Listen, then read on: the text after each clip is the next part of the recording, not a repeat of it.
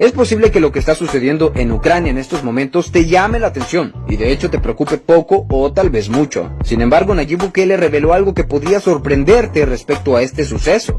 Según el presidente de El Salvador, este conflicto en Ucrania es solo una distracción que utiliza un sistema mayor para distraer al mundo entero de lo que realmente está por acontecer. Bukele dijo lo siguiente: la verdadera guerra no está en Ucrania, está en Canadá, está en Francia, Bruselas, Inglaterra, Italia.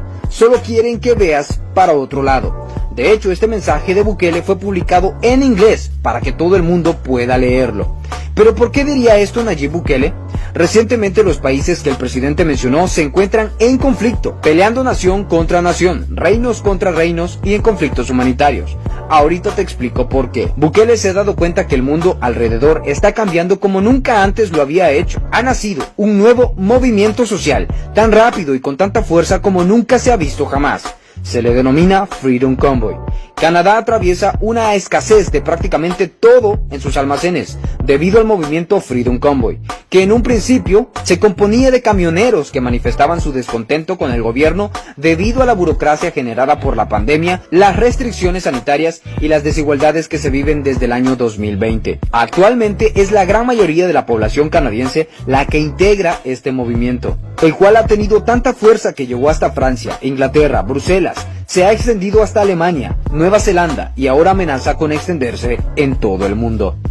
¿Pero en qué consiste este movimiento? La pandemia desequilibró el funcionamiento cotidiano del mundo entero, provocando que millones de personas perdieran sus empleos, creando más pobreza y con ello desigualdades sociales, pero además los gobiernos impusieron muchas restricciones, entre ellas el pasaporte de vacunación, que es sencillamente el nuevo requisito para poder atravesar las fronteras en todo el mundo.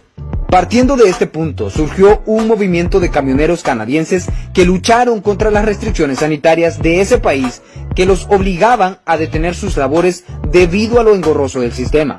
En ese sentido decidieron parar todo, por lo que la escasez de prácticamente cualquier producto llegó en apenas unas semanas a Canadá. Pero este movimiento continuó creciendo y ya no eran solo camioneros, también se unieron más ciudadanos que exigían unas leyes sanitarias más equitativas, ya que según ellos, estas leyes estaban hechas para favorecer a la clase alta y no a los ciudadanos comunes. El movimiento continuó creciendo y ahora va más allá de las protestas contra las restricciones sanitarias.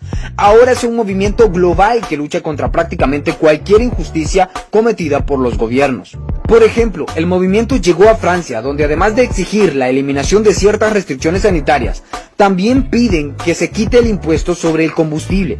En Nueva Zelanda los ciudadanos reclaman que el gobierno no escucha sus preocupaciones por la erosión de sus derechos. Es decir, que si bien es cierto que este movimiento nació como un reclamo ante las injustas y nada igualitarias restricciones sanitarias de algunos gobiernos, ahora es un gigantesco movimiento contra prácticamente cualquier injusticia que cometan los gobiernos.